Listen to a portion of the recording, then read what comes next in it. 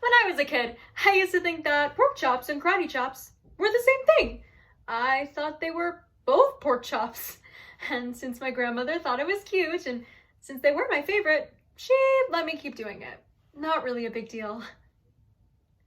Shane Koyczan is a spoken word poet who speaks from his heart in his TED Talk with animation.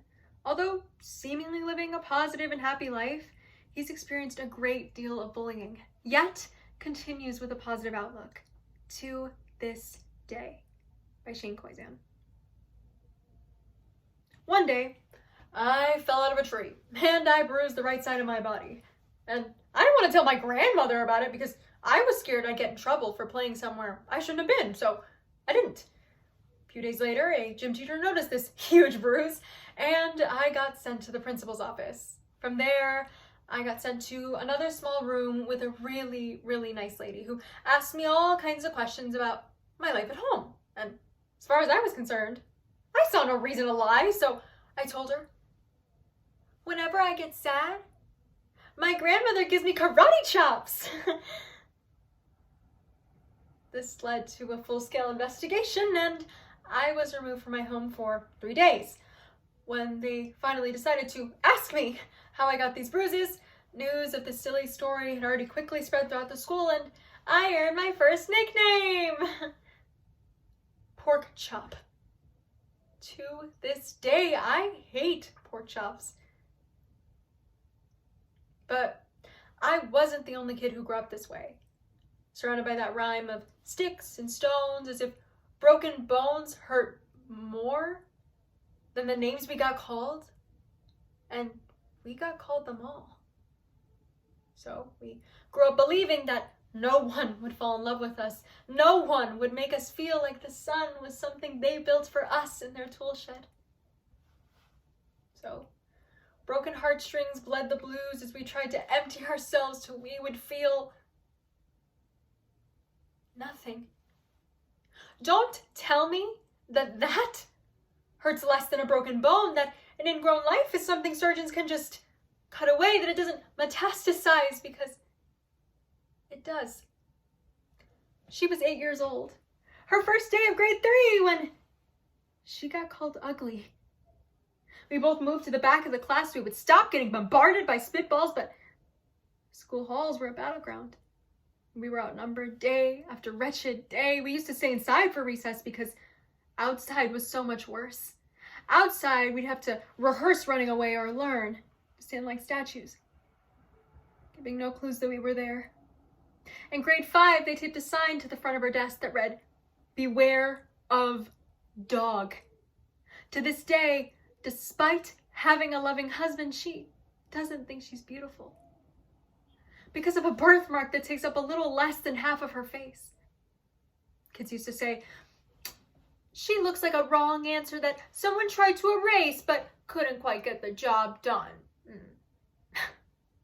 And what they don't understand is that she's raising 2 kids whose definition of beauty begins with the word mom, because they only ever see her heart before they see her skin, and because she's only ever always been amazing.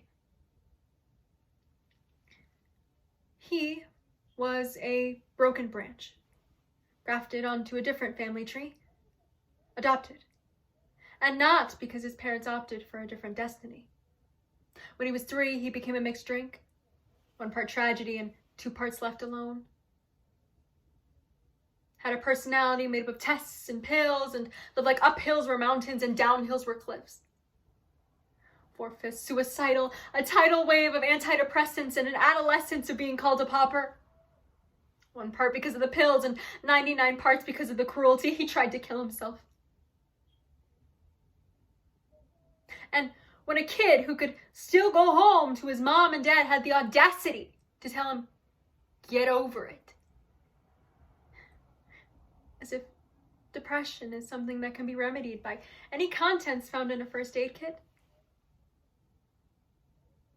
To this day, he's a stick of TNT lit on both ends, and despite having an army of friends who call him an inspiration, he remains a conversation piece between people who can't seem to understand that sometimes being drug-free has less to do with the addiction and more to do with sanity. To this day, kids are being called names. The classics were, "Hey spaz," "Hey stupid." Seems like every school has an arsenal of names being updated year after year. And if a kid breaks in school and no one chooses to hear, do they make a sound? Are they just background noise of a soundtrack playing on repeat when people say things like, "Yeah, kids can be cruel"? Seems like every school was a big top circus tent, and the pecking order went from acrobats to lion tamers to clowns to carnies, and these were miles ahead of who we were. Who were we? Freaks. Lobster claw boys and bearded ladies. Oddities. Juggling depression and loneliness, playing solitaire, spin the bottle, trying to kiss the wounded parts of ourselves and heal. But at night, while others slept, we walked the tightrope. It was practice. And yeah, some of us fell, but I want to tell them that all of this crap, it's just debris left over when we finally decide to smash all of the things that we thought we used to be. And if you can't find something beautiful about yourself, get a better mirror, look a little closer, stare a little longer, because there was something inside of you that made you keep trying. Despite everyone who told you to quit, you built a cast around your broken heart and you signed it yourself. You signed it. They were wrong. They were wrong. Why else would you still be here?